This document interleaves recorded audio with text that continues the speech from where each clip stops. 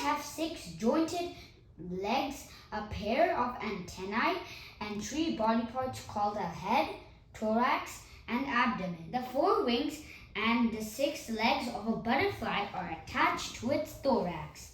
And butterflies also have camouflaging skills. They look green, yellow, other colors to hide from animals that they could eat. Butterflies are active during the day, so at night they find a hiding place to go to sleep. Butterflies could come in lots of shapes and sizes.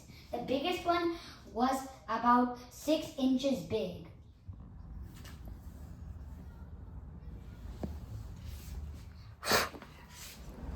Butterflies are found mostly at America and North America.